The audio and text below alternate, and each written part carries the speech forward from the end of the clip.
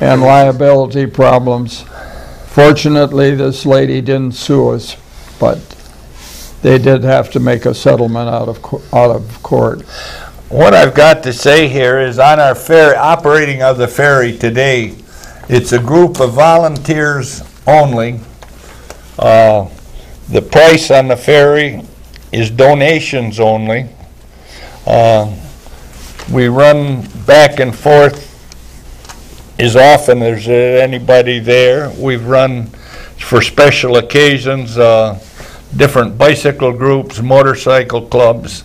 And if you want to see a pretty sight, we had 27 motorcycles. We've had 23 motorcycles, 15, 17 from clubs from West Virginia to Ontario, Canada, and around. And then the tandem bikes come in they've been here now for 2 years running from the eastern United States. You have up to 30 tandems, and it's really interesting to me to take that tandem bike run. And the question I ask is, if the man's in front, are you the boss? And the answer usually is yes, but she tells me where to go. I don't know as I could run a tandem bike. Right, Betty? Oh, you guys would be good. But I don't know. Then we've had people come down. We've got Stow has developed, I guess you would call it a park. They call it Lighthouse Park. That is one of the frauds we have, the lighthouse that's there. We've had people come to see the lighthouse, and they're really disturbed because they've traveled, one couple come clear from Maine to see the lighthouse, and it is not, never has been a lighthouse. It's on the lighthouse registry. They're disappointed. The other thing is that with GPS, we are running problems that from certain areas of the country, the trucks get off at the Panama exit on I-86, come down Ferry Road to the ferry to cross the lake to get over on the Bemus side. We've had 3 trucks this summer come down there and turn around at the ferry lot, but GPS is misguided and it's on the map. It's really upsetting. This modern technology gives us problems. Hey, John.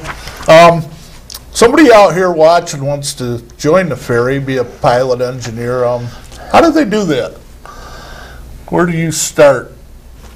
Well, they usually get an application, give them a book, and because literally you have to have a GPS, a pilot and engineer license, to know how to do all of these things. And it's a book about 60, 70 pages, pass a test that has nothing to do with running the ferry, and proceed from there. Okay, and it's a tough test, isn't it? Well, yes, but it has nothing to do with running with ferry. Well, no, we can't pass boats. You got to have your boat license. We're licensed by the state and mandated by state rules. So you got to start out with a safe boater class, though, correct? Yes, you got to have that test. And this is a test you'll take with everybody from little kids to jet skis. I think they're 10-year-olds can take this for jet skis.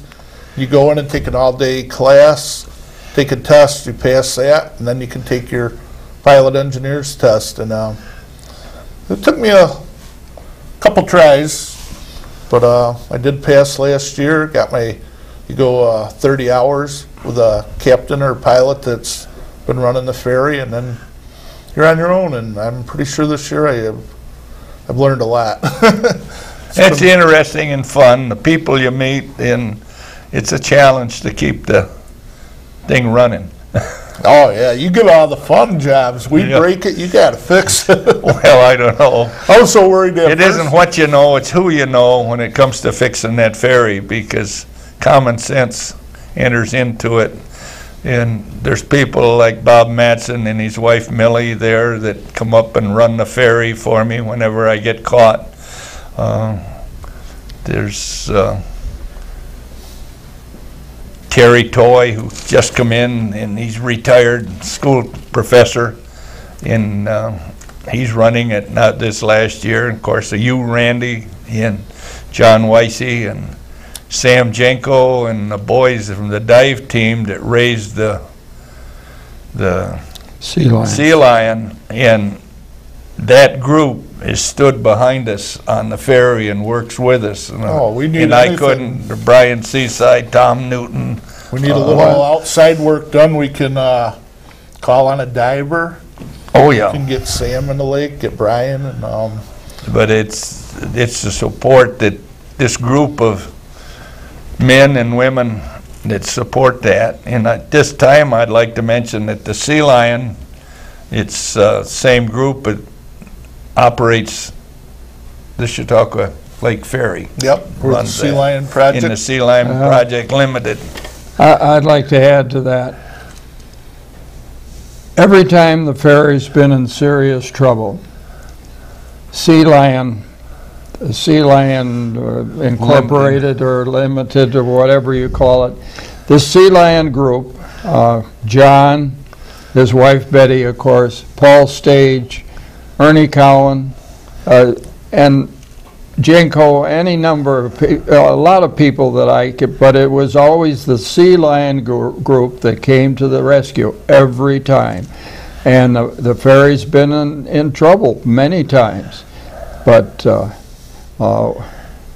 they even kept it going when the historic vessel sold the Sea Lion for $1 and let it be cut in half, taken up to Buffalo.